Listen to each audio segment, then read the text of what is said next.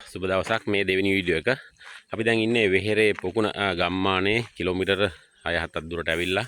මේ අපි දැන් යන්නේ මෙයාලා කලින් පාවිච්චි කරපු ලිඳක්. ඒ කියන්නේ හැමෝම පොදුවේ බොණ්ඩ නාන්න හැමදේම කරේ මෙම ලිඳෙන්. අපි ගිහිල්ලා බලමු එතනට.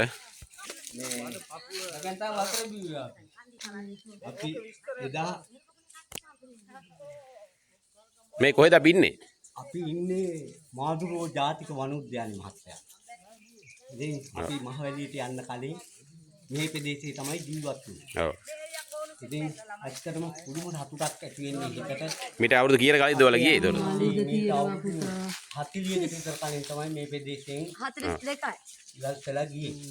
එතකන් අපි පොඩි කාලේ තමයි ලිඳ බැඳලා තියෙන්නේ. පරණ ඔව්. යාලි මතකයන් අලුත් කර ගැනීම.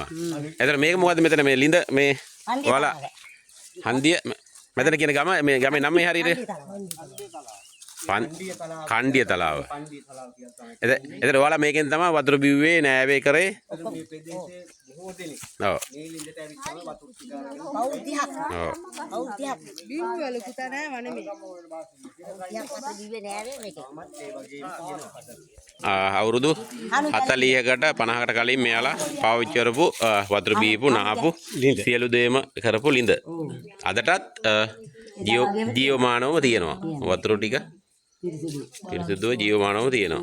තමයි ලිඳේ බොලොක්කේ දාලා තිබුණ උඩ කෑල්ල තමයි මේ ලිඳේ අදටත් තාවම තියෙන අවුරුදු 50 60ක් ගියාට තාම අදටත් ඒ විදිහටම තියෙන. මේ තමයි ඒ ගම්මානේ තිබුණු දැන්ට වල් බිහි වෙලා ජනවාස නැතත් පාර අපිට කැලේට ඇතුල් වෙන්න අවසර නැහැ.